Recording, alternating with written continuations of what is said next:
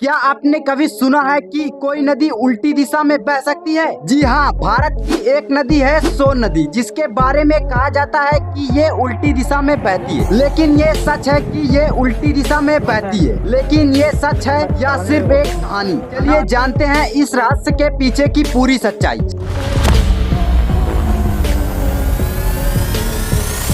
सोन नदी मध्य प्रदेश के अमरकंटका से निकलती है, वहीं से जहां से नर्मदा भी जन्म लेती है। यह लगभग 784 किलोमीटर का सफर तय करके बिहार में गंगा नदी में मिलती है। लेकिन सोन नदी के साथ एक चीज बहुत खास है। ये नदी बहुत चौड़ी है, लेकिन इसमें साल के ज्यादातर समय बहुत कम पानी रहता है। और सबसे दिलचस्प बात, इसके तल में इतना बालू होता है कि इसे लोग रेतीली नदी भी कहते हैं। अब आते हैं उस कहानी पर जिसने सबका ध्यान अपनी ओर खींच रखा है। पुरानी कथाओं के अनुसार जब सोन नदी गंगा के पास मिलने पहुंची तो गंगा ने उसे देखकर कहा, तुम्हारे पास सिर्फ बालू है, मैं तुम्हें अपने पास नहीं चाहती। इस अपमान से सोन नदी को गुस्सा आया और उसने कहा, अगर मैं तुम्हें पसंद नहीं हूँ तो मैं उल्टी दिशा में बह जाऊंगी। ये बात कहते ही तभी से सोन नदी ने उल्टी दिशा में बहना शुरू कर दिया। सुनने में मजेदार है, लेकिन क्या ये सच है? असलियत यह है कि कोई नदी अस्थायी रूप से उल्टी नहीं बह सकती है। हाँ, कभी कभी तेज हवा या नदी के किनारे कुछ संरचनाओं की वजह से पानी की सतह थोड़ी देर के लिए विपरीत दिशा में बहती हुई दिख सकती है। यही कारण है कि कई बार लोग वीडियो में देखते हैं कि सोन नदी उल्टा बह रही और फिर बन जाती है